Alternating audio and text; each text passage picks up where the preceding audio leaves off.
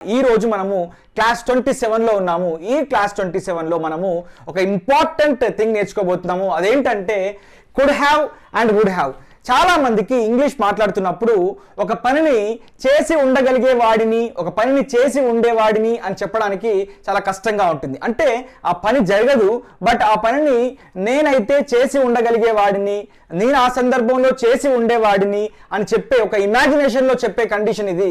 చూడండి, ఇక్కడ ఒక పనిని చాలా మందికి ఇంగ్లీష్ మాట్లాడుతున్నప్పుడు కుండుకి వుడ్కి మధ్యన తేడా అనేది తెలియదు. కుండ్ ఎక్కడ ఉపయోగించాలి, వుడ్ ఎక్కడ ఉపయోగించాలి అని చెప్పి చాలా కన్ఫ్యూజన్ అయితే అవుతుంటారు. వాళ్ళ కోసం ఇప్పుడు ఈ రోజు నేను ఈ కుడ్ అంటే ఏంటి, వుడ్ అంటే ఏంటి, కుడ్ హ్యావ్ అంటే ఏంటి, వుడ్ హ్యావ్ అంటే ఏంటో చెప్పే ప్రయత్నం చేస్తాను. క్లాస్లోకి ఎంటర్ అయినట్టయితే ఫస్ట్ మీకు బేసిక్ థింగ్ చెప్తాను. చూడండి, కుడ్ అంటే ఒక పనిని నేను కానీ, మేము కానీ, మనము కానీ, వారు కానీ, అతడు, ఆమె, అది, ఇది ఏదైనా కానీ. ఎందుకు మనకు ఇంగ్లీష్లో సబ్జెక్ట్ నౌన్స్ 7 ఉంటే వాడు అన్నింటినీ కామన్గా ఈ కుడ్కి వుడ్కి ఉపయోగిస్తాం కాబట్టి ఇన్ని రకాలుగా చెప్పాను నేను. ఒక పనిని చేయగలిగాను, ఒక పనిని చేయగలిగాము, ఒక పని చేయగలిగాడు, ఒక పనిని చేయగలిగింది, చేయగలిగారు, చేయగలిగింది అని చెప్పడానికి ఈ అన్ని రకాలుగా చెప్పడానికి మనము ఈ కుడ్ని తీసుకొని చెప్తుంటాం అన్నట్టు. అండ్ వుడ్ అంటే ఒకప్పుడు అలవాటుగా చేసేవాడిని, ఒకప్పుడు తరచుగా చేసేవాడిని అని చెప్పే సందర్భాల్లో వుడ్ని ఉపయోగిస్తాము. అండ్ ఇంగ్లీష్లో ఉన్న ఈ 7 సబ్జెక్ట్ ప్రొనౌన్స్ అయినటువంటి I, we, you, they, he, she, it ఇవన్నీ కూడా ఈ కుడ్కి వుడ్కి కామన్ గా ఉంటాయి. అండ్ ఈ కుడ్ వుడ్ వచ్చినప్పుడు మనం వర్బ్ని ఫస్ట్ ఫామ్ లో ఉపయోగిస్తాము. ఫస్ట్ ఫామ్ అంటే ఏంటి? లైక్ వాచ్, ప్లే, లెర్న్, ఇది first form. So first form లో ఉపయోగిస్తాం. ఐ కుడ్ లెర్న్ ఇంగ్లీష్ అంటే నేను ఇంగ్లీష్ నేర్చుకోగలిగాను. ఐ కుడ్ ప్లే క్రికెట్, నేను క్రికెట్ ఆడగలిగాను. I could watch a movie, నేను ఒక మూవీ చూడగలిగాను. ఐ వుడ్ లెర్న్ ఇంగ్లీష్, నేను ఒకప్పుడు ఇంగ్లీష్ నేర్చుకునేవాడిని. ఐ వుడ్ ప్లే క్రికెట్, నేను ఒకప్పుడు క్రికెట్ ఆడేవాడిని. ఐ వుడ్ వాచ్ మూవీస్, నేను ఒకప్పుడు సినిమాలు చూసేవాడిని అని అర్థం వస్తుంది.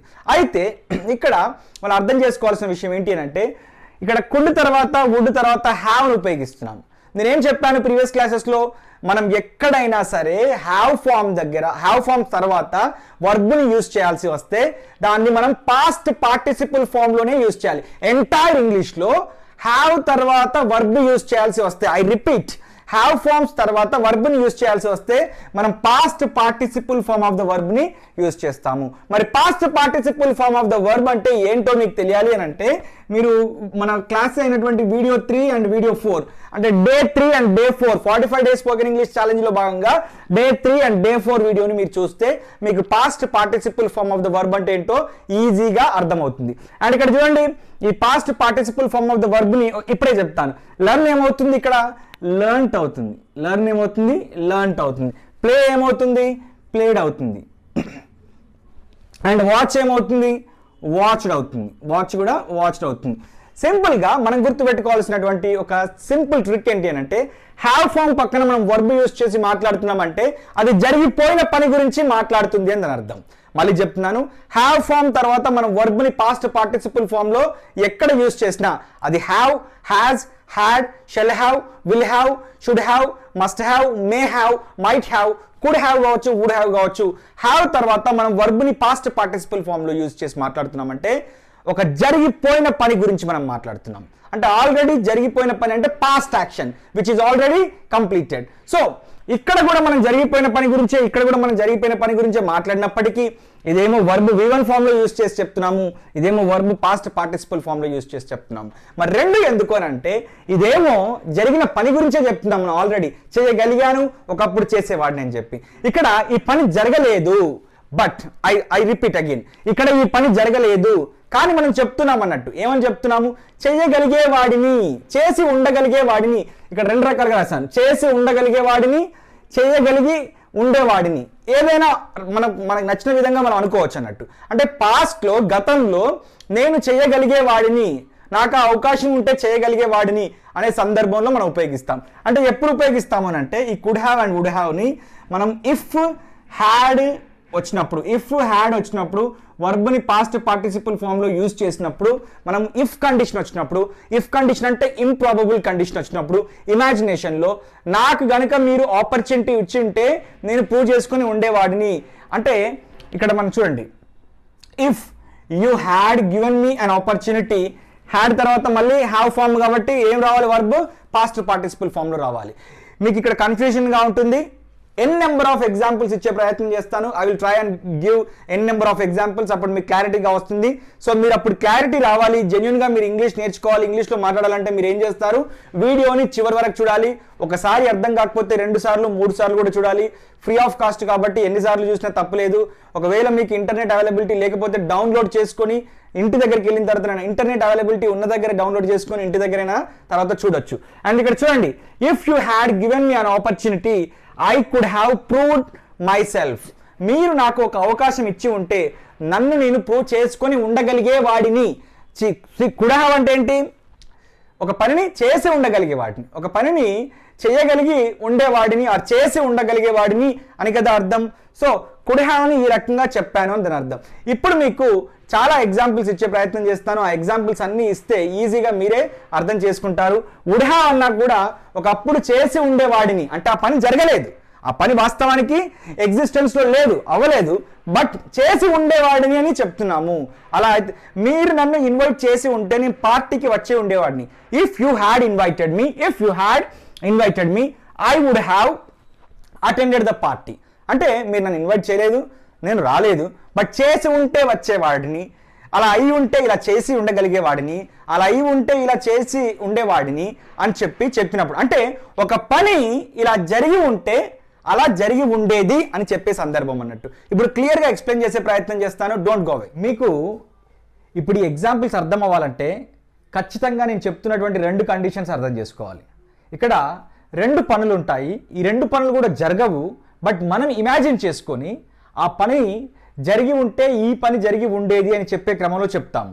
కాబట్టి ఇక్కడ కండిషన్ ఏంటి అని అంటే దిస్ ఈజ్ కండిషన్ నెంబర్ 1, ఇది ఫస్ట్ కండిషన్, ఇది కండిషన్ నెంబర్ 2, ఇది సెకండ్ కండిషన్.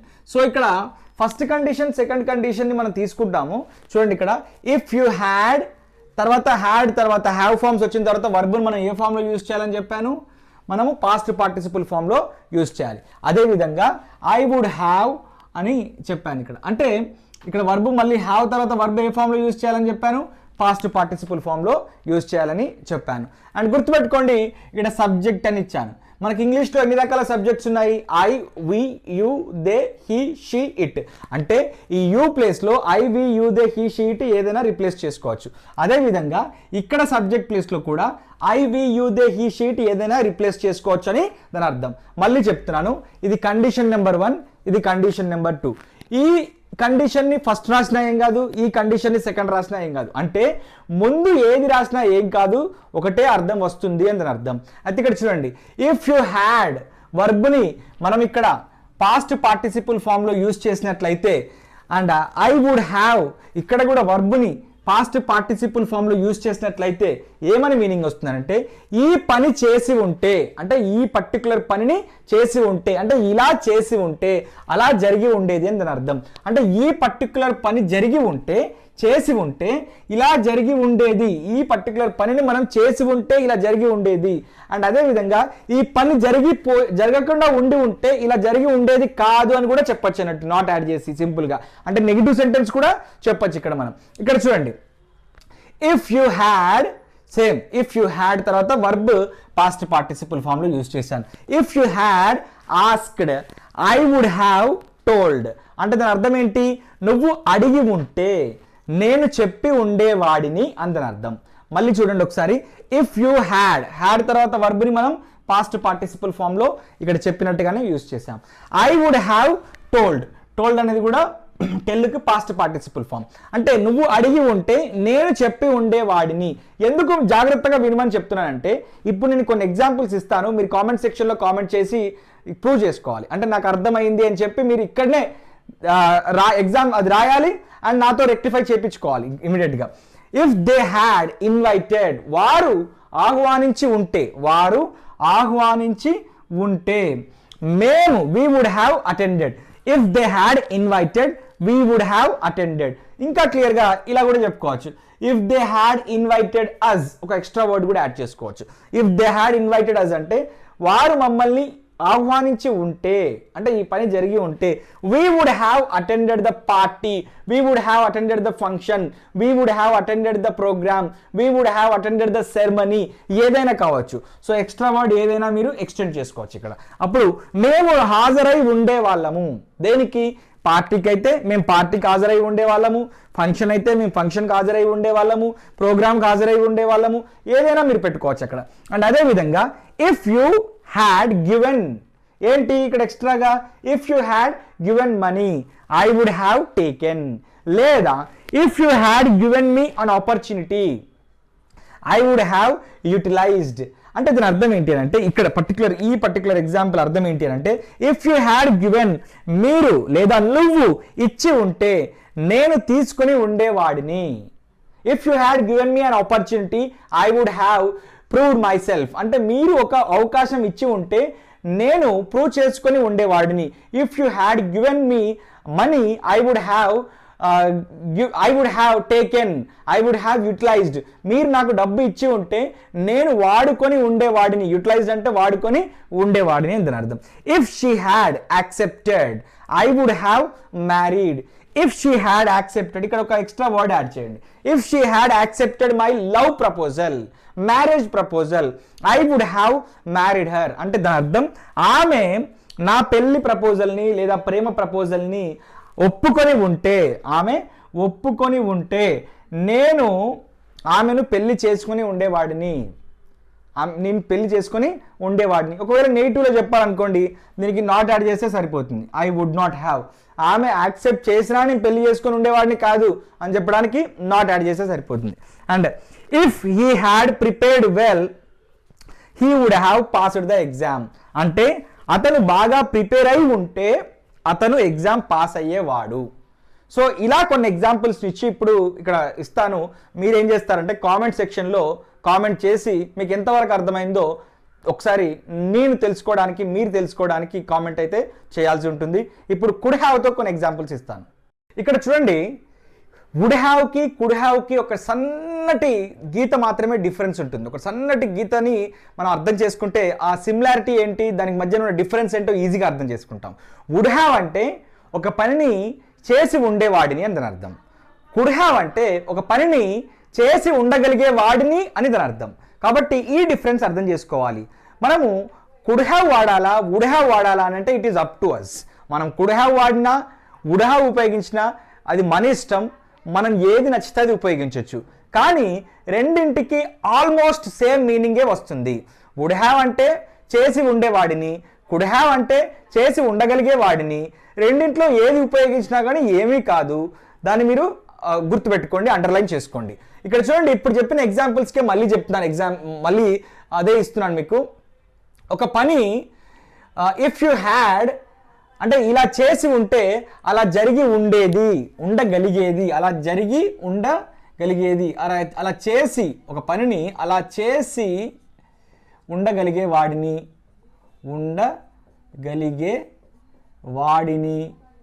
లేదా ఉండగలిగే వాళ్ళము లేదా ఉండగలిగేది లేదా ఉండగలిగేవారు లేదా ఉండగలిగేది అని ఏదైనా ఒకటి చెప్పొచ్చు అన్నట్టు మనం. అంటే ఈ పని చేసి ఉంటే ఆ పని చేసి ఉండగలిగే వాళ్ళము, వాడు ఆ పని చేసి ఉండగలిగేది అని చెప్పి మనం సబ్జెక్ట్ మారుతున్న కొద్దీ మన మీనింగ్ కూడా మారుతుంటుంది. సో ఇక్కడ చూడండి, ఇదే స్ట్రక్చర్ మళ్ళీ మనం ఫాలో అవుతున్నాము. ఇఫ్ యూ అంటే సబ్జెక్ట్ ఏదైనా మారచ్చు, I we you they he sheet ఏదైనా మారచ్చు. హ్యాడ్ తర్వాత వర్బ్ మనకి ఏ ఫామ్లో వస్తుంది? పాస్ట్ పార్టిసిపుల్ ఫామ్లో వస్తుంది. కుడ్ హ్యావ్ తర్వాత ఇక్కడ కూడా మనం సబ్జెక్ట్ ఏదైనా పెట్టుకోవచ్చు. I we you they he sheet ఏదైనా సందర్భోచితంగా సందర్భానుసారం ఏదైనా మార్చుకోవచ్చు. అండ్ ఇక్కడ హ్యావ్ తర్వాత మళ్ళీ వర్బ్ ఏ ఫామ్లో వస్తుంది? పాస్ట్ పార్టిసిపుల్ ఫామ్లోనే వస్తుంది. రైట్, ఇప్పుడు ఇలా చేసి ఒక పనిని ఇలా చేసి ఉంటే అలా చేసి ఉండగలిగే వాడిని, ఉండగలిగే వాళ్ళము, ఉండగలిగే వాడు, ఉండగలిగేది అని చెప్పే సందర్భంలో అంటే ఇక్కడ ఈ రెండు కండిషన్స్ కూడా, first condition and second condition, ఈ రెండు కండిషన్స్ కూడా జరగలేదు. బట్ ఒకదానితో ఒకటి లింక్ అయి ఉంది. ఏమని? ఇలా జరిగి ఉంటే అలా జరిగి ఉండగలిగేది, అలా చేసి ఉండగలిగే వాళ్ళము అని లింక్ అయి ఉంది. కాబట్టి ఈ సెంటెన్సెస్ని ఆల్టర్నేట్గా ఫస్ట్ సెకండ్ది ఇలాగే రాయాలని ఏమి రూల్ లేదు, ఎలా అయినా రాసుకోవచ్చు అన్నట్టు. అంటే ఇది ముందుకు తర్వాత రాయొచ్చు, ఇది ముందుకైనా రాయొచ్చు అన్నట్టు ఈ సెంటెన్సెస్ని. రైట్, ఇప్పుడు కొన్ని ఎగ్జాంపుల్స్ ఇస్తాను. If you had asked, I could have told అంటే దాని అర్థం ఏంటి అని అంటే, నువ్వు అడిగి ఉంటే నేను చెప్పి ఉండగలిగే వాడిని. ఇంతకుముందు ఏమైంది, ఇక్కడ వుడ్ హ్యావ్ యూజ్ చేసినప్పుడు చెప్పి ఉండేవాడిని అయ్యింది. కుడ్ హ్యావ్ యూజ్ చేస్తే ఏమైంది, చెప్పి ఉండగలిగే వాడిని అని అర్థం అన్నట్టు. ఇక్కడ if they had invited me, వాళ్ళు నన్ను ఇన్వైట్ చేసి ఉంటే, we could have attended. If they had invited us అని ఒకటి ఎక్స్ట్రా వర్డ్ తీసుకుంటాము మనము. వీ కుడ్ హ్యావ్ అటెండెడ్ అంటే వారు మమ్మల్ని ఆహ్వానించి ఉంటే మేము హాజరై ఉండగలిగే వాళ్ళము అని దాని అర్థం. So if you had given what, anything. If you had given money, if you had given opportunity, if you had given your bike, what ever. So మీరు ఇచ్చి ఉంటే నేను తీసుకొని ఉండగలిగే వాడిని అని చెప్పి ఎక్స్ట్రా వర్డ్తో మనం చెప్పొచ్చు ఇట్లా.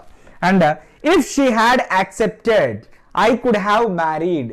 ఒక అమ్మాయికి మనము మ్యారేజ్ ప్రపోజల్ పెట్టాము, ఆమె అంగీకరించి ఉంటే, అంగీకరించలేదు బట్ అంగీకరించి ఉంటే నేను ఆమెను పెళ్లి చేసుకొని ఉండగలిగే వాడిని అని చెప్పే సందర్భాల్లో మనం ఇలా కుడ్ హ్యావ్ ఉపయోగిస్తాము.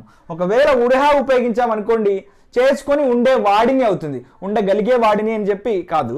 And if he had prepared well, he could have passed the exam అంటే అతను బాగా ప్రిపేర్ అయి ఉంటే అతను ఎగ్జామ్ పాస్ అయి ఉండగలిగే వాడు అని అర్థం.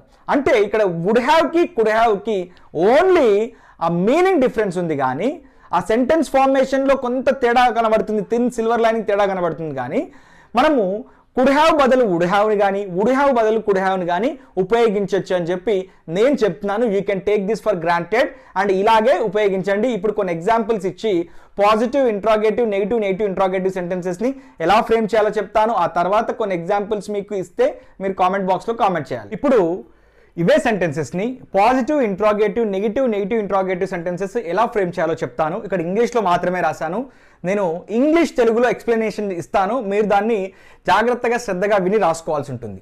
Right, if they had supported me, నన్ను వాళ్ళు సపోర్ట్ చేసి ఉంటే అంటే ఇలా జరిగి ఉంటే, ఐ వుడ్ హ్యావ్ అచీవ్డ్, నేను సాధించి ఉండేవాడిని. అచీవ్మెంట్ అంటే ఏంటి, సాధించుట. సో సాధించి ఉండేవాడిని అంటే వాళ్ళు నాకు సపోర్ట్ చేయలేదు, నేను సాధించలేదు, కానీ ఇమాజిన్ చేసుకొని చెప్తున్నాను నేను, వారు నాకు సపోర్ట్ చేసి ఉంటే నేను సాధించి ఉండేవాడిని అని చెప్తున్నాను అన్నట్టు. So I would have achieved. దీన్ని ఇప్పుడు వుడ్ అనేది ఒక వర్డ్, హ్యావ్ అనేది రెండో వర్డ్. సో ఇప్పుడు ఇలా ఉన్నప్పుడు ఒకే హెల్పింగ్ వర్బ్లో మనం సబ్జెక్టివ్ ప్రొనౌన్ ఏది ఉన్నా కానీ, అది I, we, you, they, he, she, it ఏదైనా కావచ్చు. సో సబ్జెక్టివ్ ప్రొనౌన్ ఏది ఉన్నా కానీ ఆ సబ్జెక్టివ్ ప్రొనౌన్ తీసుకొచ్చి మధ్యలో పెడితే సరిపోతుంది. అప్పుడు ఏమవుతుంది, అది మధ్యలోకి ఇలా వచ్చేస్తే క్వశ్చన్ అవుతుంది అన్నట్టు. వుడ్ ఐ హ్యావ్ అచీవ్డ్ అంటే ఇక్కడ ఇది క్వశ్చన్ అయింది కాబట్టి ఇంట్రాగేటివ్ సెంటెన్స్ అని అంటాము. వుడ్ ఐ హ్యావ్ అచీవ్డ్ అంటే నేను సాధించి ఉండేవాడినా. మళ్ళీ చెప్తున్నాను, if they had supported, would I have achieved అంటే నేను సాధించి ఉండేవాడినా, వారు నన్ను సపోర్ట్ చేసి ఉంటే నేను సాధించి ఉండేవాడినా అని చెప్పి ఇక్కడ సెల్ఫ్ క్వశ్చన్ చేసుకుంటున్నాను. అదే ఎదుటి వాళ్ళని క్వశ్చన్ చేయాలని అంటే యూ పెడితే సరిపోతుంది. వుడ్ యూ హ్యావ్ అచీవ్డ్, మారు నీకు సపోర్ట్ చేసి ఉంటే నువ్వు సాధించి ఉండేవాడివా అని చెప్పి దానికి క్వశ్చనింగ్ అవుతుంది అన్నట్టు. ఇప్పుడు ఈ వుడ్కి నాట్ యాడ్ చేస్తే వుడ్ నాట్ ఆర్ వుడింట్ అని అంటాం కదా, వుడ్ నాట్ అని చెప్పొచ్చు, దాని నెగిటివ్ కాంట్రాక్షన్లో వుడంట్ అని కూడా చెప్పొచ్చు. ఐ వుడంట్ హ్యావ్ అచీవ్డ్ అని ఇలా చెప్తుంటాం. ఐ వుడంట్ హ్యావ్ అచీవ్డ్ అంటే నేను సాధించి ఉండేవాడిని కాదు. ఐ వుడంట్ హ్యావ్ అచీవ్డ్ అంటే నేను సాధించి ఉండేవాడిని కాదు, నెగిటివ్ సెంటెన్స్లో చెప్తున్నాం కాదు అని చెప్పి. ఇప్పుడు ఇదొక వర్డ్, ఒకటే హెల్పింగ్ వర్బ్లో రెండు వర్డ్స్ ఉన్నాయి ఇక్కడ మనకు. అప్పుడు ఏం చేస్తాము, సబ్జెక్టివ్ ప్రొనౌన్ ఏది ఉంటే దాన్ని మధ్యలోకి ఇలా తీసుకొచ్చి ప్లేస్ చేసి సరిపోతుంది. వుడంట్ ఐ హ్యావ్ అచీవ్డ్, నేను సాధించి ఉండేవాడిని కాదా అని చెప్పి వస్తుంది. ఇది మధ్యలోకి వస్తే ఇది ఐ ఇక్కడికి వచ్చేసిందా. వుడంట్ ఐ హ్యావ్ అచీవ్డ్ అంటే నేను సాధించి ఉండేవాడిని, ఐ వుడ్ హ్యావ్ అచీవ్డ్. నేను సాధించి ఉండేవాడినా, వుడ్ ఐ హ్యావ్ అచీవ్డ్. నేను సాధించి ఉండేవాడిని కాదు, I would not have or I wouldn't have achieved. నేను సాధించి ఉండేవాడిని కాదా, వుడంట్ ఐ హ్యావ్ అచీవ్డ్. ఇది కూడా నెగిటివ్ సెంటెన్స్లో క్వశ్చనింగ్ అన్నట్టు. మళ్ళీ ఇంకొక ఎగ్జాంపుల్ ఇస్తాను. If she had taken treatment, ఆమె ట్రీట్మెంట్ తీసుకొని ఉంటే, ప్రాపర్ ట్రీట్మెంట్ అనుకుందాం, కరెక్ట్ ట్రీట్మెంట్. మన దగ్గరలో ఒక ఆవిడకి ట్రీట్మెంట్ వచ్చింది, కరోనా వచ్చింది, ప్రాపర్ ట్రీట్మెంట్ తీసుకొని ఉంటే ఆమె రికవర్ అయ్యేది అయ్యి ఉండగలిగేది అయ్యి ఉండేది అని చెప్పాలనుకోండి. If she had taken proper treatment she would have recovered. అంటే ఆమె ట్రీట్మెంట్ తీసుకొని ఉంటే ఆమె రికవర్ అయి ఉండేది. అండ్ ఇక్కడ హెల్పింగ్ వర్బ్లో ఇది ఫస్ట్ వర్డ్, ఇది సెకండ్ వర్డ్ కాబట్టి దీన్ని క్వశ్చన్ చేయాలనుకున్నప్పుడు మనం ఏం చేయాలి? సబ్జెక్టివ్ ప్రొనౌన్ ఏది ఉంటే అది, I, we, you, they, he, sheet ఏదైనా కావచ్చు, మనం మధ్యలోకి తీసుకొస్తే ఇలా వస్తుంది మధ్యలోకి. అప్పుడు ఏమవుతుంది? వుడ్ షీ హ్యావ్ రికవర్డ్ అవుతుంది. Would she have recovered. Would she have recovered అంటే ఆమె రికవర్ అయి ఉండేదా అని అర్థం. లేదు ఆమె రికవర్ అయి ఉండేది కాదు అని చెప్పాలనుకోండి, అప్పుడు వుడ్కు నాట్ యాడ్ చేస్తే వుడ్ నాట్ అంటాము, లేదా నెగిటివ్ కాంట్రాక్షన్లో వుడెంట్ అంటాము. సో ఈ రకంగా షీ వుడెంట్ హ్యావ్ రికవర్డ్ అంటే ఆమె రికవర్ అయి ఉండేది కాదు అని చెప్తున్నాం అన్నట్టు. సో ఇది ఫస్ట్ వర్డ్, ఈ హెల్పింగ్ వర్బ్లో ఈ సెకండ్ వర్డ్. ఇలా రెండు వర్డ్స్ ఉన్నప్పుడు ఏం చేస్తామంటే, ఒకటి కంటే ఎక్కువ వర్డ్స్ ఉన్నప్పుడు మనము ఈ సబ్జెక్టివ్ ప్రొనౌన్నే మధ్యలో ప్లేస్ చేసి పెడతాం అన్నట్టు. అప్పుడు ఏమవుతుంది? వుడెంట్ షీ హ్యావ్ రికవర్డ్, ఆమె రికవర్ అయి ఉండేది కాదా అని చెప్పి మళ్ళీ క్వశ్చన్ అడుగుతున్నాం ఇక్కడ. సో మళ్ళీ చెప్తున్నాను, షీ వుడ్ హ్యావ్ రికవర్డ్, ఆమె రికవర్ అయి ఉండేది. వుడ్ షీ హ్యావ్ రికవర్డ్, ఆమె రికవర్ అయి ఉండేదా. షీ వుడెంట్ హ్యావ్ రికవర్డ్, ఆమె రికవర్ అయి ఉండేది కాదు. వుడెంట్ షీ హ్యావ్ రికవర్డ్, ఆమె రికవర్ అయి ఉండేది కాదా అందుని అర్థం. ఇప్పుడు కుడ్తో చెప్తాను ఎగ్జాంపుల్స్. ఇక్కడ చూడండి, సేమ్ ఎగ్జాంపుల్ని కొంచెం మార్చిచ్చాను. If he had supported her she could have achieved. ఒక హస్బెండ్ ఉన్నాడు, వాళ్ళ వైఫ్కి సపోర్ట్ చేసి ఉంటే ఆమె సాధించి ఉండగలిగేది అని చెప్తున్నాం ఇక్కడ. అంటే కుడ్ని యూజ్ చేశాం కాబట్టి ఉండగలిగేది అని మనం చెప్తున్నాం అన్నట్టు. So if he had supported, అతను వాళ్ళ హస్బెండ్ సపోర్ట్ చేసి ఉంటే ఆమె సాధించి ఉండగలిగేది అని చెప్తున్నాము. దీన్ని ఇప్పుడు క్వశ్చన్ చేయాలి అనుకున్నప్పుడు ఈ హెల్పింగ్ వర్బ్లో ఇది ఫస్ట్ వర్డ్, ఇది సెకండ్ వర్డ్ కాబట్టి మనం ఈ ఫస్ట్ వర్డ్ సెకండ్ వర్డ్ మధ్యన సబ్జెక్టివ్ ప్రొనౌన్ ఏది ఉంటే దాన్ని మధ్యలో పెడతాం కాబట్టి ఇలా సబ్జెక్టివ్ ప్రొనౌన్ మధ్యలోకి వస్తుంది కాబట్టి కుడ్ షీ హ్యావ్ అచీవ్డ్, ఆమె సాధించి ఉండగలిగేదా అని క్వశ్చన్ అన్నట్టు ఇక్కడ. లేదు ఆమె సాధించి ఉండగలిగేది కాదు అని చెప్పాలనుకోండి కుడ్కి నాట్ యాడ్ చేస్తే సరిపోతుంది. She couldn't have achieved or she could not have achieved అని చెప్తాము. సో ఇక్కడ హెల్పింగ్ వర్బ్లో రెండు వర్డ్స్ ఉన్నాయి, ఇది ఫస్ట్ వర్డ్, ఇది సెకండ్ వర్డ్. ఇప్పుడు ఈ ఫస్ట్ వర్డ్ సెకండ్ వర్డ్ మధ్యన ఈ సబ్జెక్టివ్ ప్రొనౌన్ని ప్లేస్ చేస్తే సరిపోతుంది. అప్పుడు ఏమవుతుంది? షీ అనేది మధ్యలోకి వచ్చేస్తుంది. అప్పుడు కుడెంట్ షీ హ్యావ్ అచీవ్డ్, ఆమె సాధించి ఉండగలిగేది కాదు, ఆమె సాధించి ఉండగలిగేది కాదా అని అవుతుంది ఇక్కడ మీనింగ్. అదేవిధంగా if we had taken care, corona వస్తుంది, మనం కరోనా రాకుండా ఉండాలంటే మనం కేర్ తీసుకోవాలి. అయితే కొన్ని రోజుల తర్వాత మనం ఇలా చెప్తున్నాం అన్నట్టు, మనము ప్రాపర్ కేర్ కనుక తీసుకొని ఉంటే మనకు కరోనా నుండి మనల్ని కరోనా రాకుండా ఉండగలిగే వాళ్ళము, లేకుండా మనము కరోనాను ప్రివెంట్ చేయగలిగే వాళ్ళము, కరోనాను నియంత్రించగలిగే వాళ్ళము. ప్రివెంట్ అంటే నియంత్రించగలిగే వాళ్ళము అని చెప్పాలనుకోండి, ఇలా చెప్పాలి. If we had taken care we could have prevented corona. మనం కరెక్ట్ కేర్ కనుక తీసుకొని ఉంటే, లేదా మనం కేర్ కనుక తీసుకొని ఉంటే మనము నియంత్రించగలిగే వాళ్ళం అని చెప్పడానికి వీ కుడ్ హ్యావ్ ప్రివెంటెడ్, మనము నియంత్రించగలిగే వాళ్ళము. అంటే ఈ రెండు పనులు జరగలేదు, ఇమాజినేషన్లో చెప్తున్నాం.